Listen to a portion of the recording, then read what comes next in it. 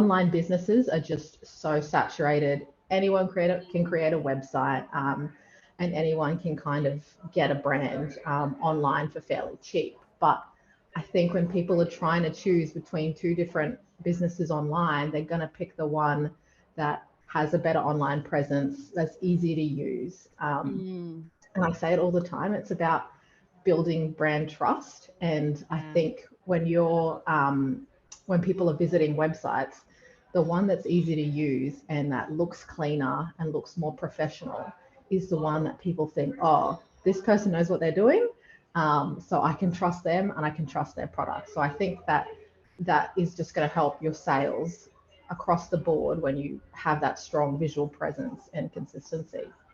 Yeah, it's really interesting because I know in a lot of business advice, we say, be scrappy, just get something live, just do it. And it's like, I think that does hold merit for maybe the very, very beginning.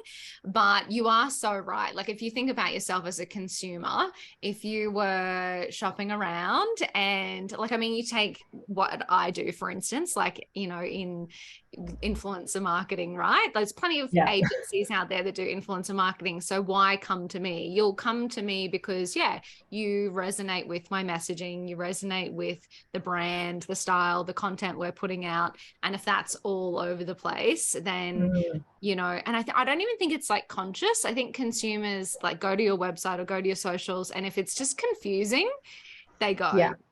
But with a strong brand, then they kind of something just clicks, and that helps them to take that leap into contacting you. Yeah. And I think 100% a lot of people can, start off, do it on their own, and have some really beautiful results, especially when they're first getting it off, getting their business off the ground. But the further down that business path you go, you really want to have solid foundations, to build on. I think one thing I love about your brand for Spark is I think you are your brand, and that's always so, the value of you being your own ambassador for your brand, I think is so powerful. And I think you've done that really consistently with your brand. I try. I know it's interesting though, isn't it? The difference between having a brand that's like a brand versus a brand that is heavily driven by the founder. And I always find that a really hard line to kind of straddle, for want of a better word, to kind of figure out, because you've also got to think about the end game as well, right? Where is this actually going? If it's all about me, does that limit my options for the future? Does it seem small if it's about me? So I don't know. Do you have any advice to people that are trying to figure out how to make that decision, whether it should be just themselves as a personal brand? Also, if you decide to make it just all about you, do you still have to think about branding? 100%. I think you still have to think about branding when it is all about you, because just your personality would then be your brand's personality, and you really want that to shine through, because when people are looking to work with you, they're looking for personalities that match. So if your personality shines through, then I think that'll shine through your brand as well. At the moment, the Junior Design Studio is definitely, I'm the face of the brand, and I love that, and my clients really love that as well. So I'm definitely running with that.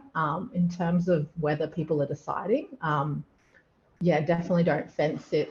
Either go down that path of fully embracing yourself as the owner and the face, or if you do want to take a step back and be able to leave your business occasionally, then maybe the agency pathway and kind of branding for yourself is a better look, because at least you have other people you can kind of rely on to pass things off on.